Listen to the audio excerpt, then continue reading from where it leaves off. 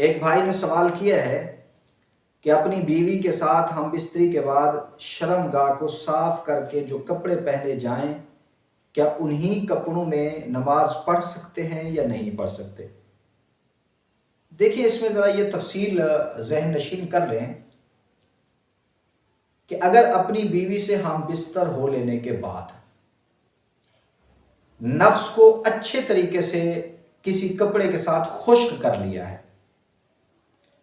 تو یہ پاک تو نہیں ہوگا، لیکن اگر خشک کر لینے کے بعد جو کپڑے پہنے ہیں اور یہ یقین ہے کہ دوبارہ نفس سے کسی قسم کی کوئی غلاظت، کوئی تری، کوئی نجاست نکل کے ان کپڑوں کو نہیں لگی، تو پھر نہانے کے بعد، پاک ہو جانے کے بعد انہی کپڑوں میں نماز ادا کر سکتے ہیں، یہ کپڑے پاک ہیں۔ لیکن احتیاط یہ ہے،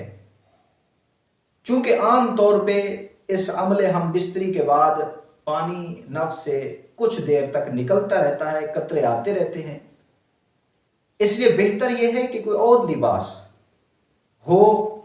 کہ نفس کو دھو لینے کے بعد، اعلیٰ طریقہ تو یہ ہے کہ دھونے اور خشک کر لینے کے بعد وہ لباس پہن کے سو جائیں، پھر غسل کر لینے کے بعد دوسرا لباس ہونا چاہیے جو پہن کے نماز پڑھیں، اسی لباس میں کہ نفس کو خشک کرنے کے بعد